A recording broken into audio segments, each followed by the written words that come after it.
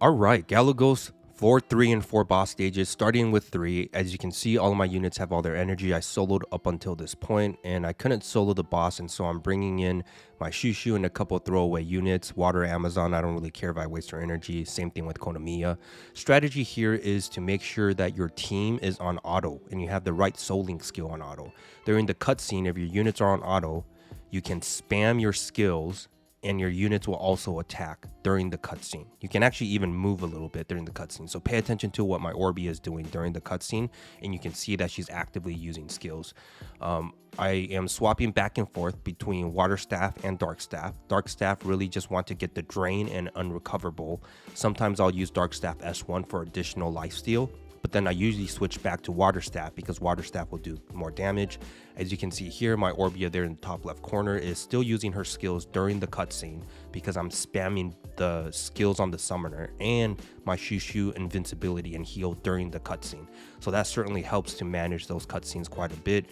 I am attacking the Arachne first, different than some other people because she is squishier. I don't want her spiderlings to nuke down all of my units and myself once she spawns too many spiderlings, so I'm taking care of the Arachne first. And I'm also trying to kill the Arachne close to the gate. If she dies close to the gate, the Rotos that pops up, you can see they're popped up, won't aggro, and so I can take care of this directly solo before having to deal with the 2 Rotoses. And at this point, my Shushu had died. I was a little bit worried. I probably could have cleared the directly with just Konamiya, but since I brought in a Shushu, I didn't want to waste his charge, and I brought in a Reviver. Better pick for a Reviver there would have been Tion, so he could revive and heal at the same time, and I don't waste my Iona energy, but I ended up not needing Iona later in the stages either way. So I brought in Iona, trying to revive my Shushu to stabilize my team. Konamiya goes away, and I'm able to get both of them back up. Iona's revive is great because it applies invincibility when she revives, so that buys me a little bit of additional sustain. Dark Staff here because I'm trying to get more mana. Orbia will gain mana if she has an elemental advantage versus the enemy unit.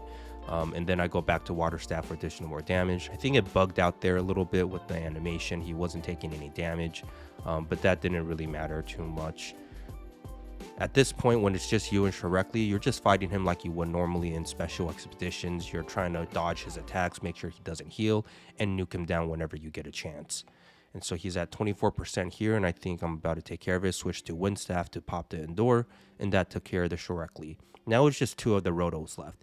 At this point, for Orbias with decent buffs and stats, you can probably just solo these 2 guys without any units. I essentially have to do that because all 3 of my units get one-shotted. I like to kite the Rotos around in a fairly tight little circle because their attacks start to get wider when you get further away from them, so it's harder to dodge. And if you're further away from them, they can charge you, and you can't get out of their 180 hitbox of that charge if you're running directly away from them versus kind of in a circle around them. And so all 3 of my units died there. We get the Rotos ulti that you just dodge out of.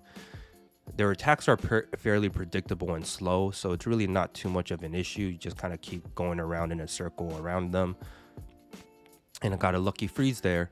I think both of them are at 50%, if not lower now. This guy's at 20%. I think this attack over here pretty much takes care of him. Going back to Dark Staff to apply the Drain, accidentally swap the Light, back to Water to finish him off. And it's just me and 1 Roto left. Once again, just kite in a circle, wait for your skills to come up, try and conserve your dashes for when you're really in trouble. Keep applying Drain on Dark Staff S2, and it's as simple as that. I wish I shared my buffs going into stage 3, but here are the buffs that I have going into the stage 4 boss. Throughout all the other stages, I am trying to stack as many buffs as possible, which means I'm picking all of the paths that maximize the statue rooms and avoids the treasure chest or merchant rooms because you don't really get buffs from those stages. So there is quite a bit of RNG on what buffs you get over here, but I don't think the buffs I got this season were too insane, at least versus the last season that I had on Galagos. If you also don't know, mage type buffs do apply to Orbia, so I do try and stack mage type buffs for Galagos, so my Orbia, as I'm soloing stages 1 through 3, has some more buffs.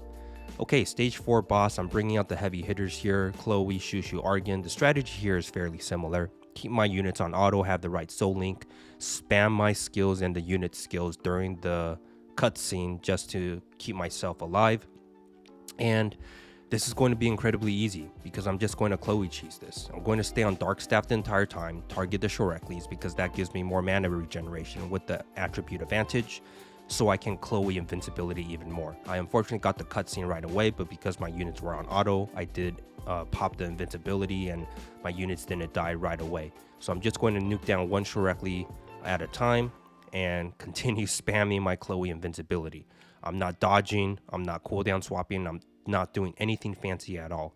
As long as my Chloe is still alive and as long as I don't get like 3 cutscenes in a row, then I should be okay. But even if I get 3 cutscenes in a row, I just got 2 in a row there, I was still able to use my skills and spam the Chloe invincibility. And so you can see all of my units are dead with the exception of Chloe, but that's perfectly fine. The only unit I really need in this fight is a Chloe. The Argan and Shushu were just for more damage output and a little bit more sustain. Chloe invincibility up again. One Shorekli down. The second Shorekli is now down as well, and it's just Borbo at 2% HP. And it's as easy as that. Good luck, everybody.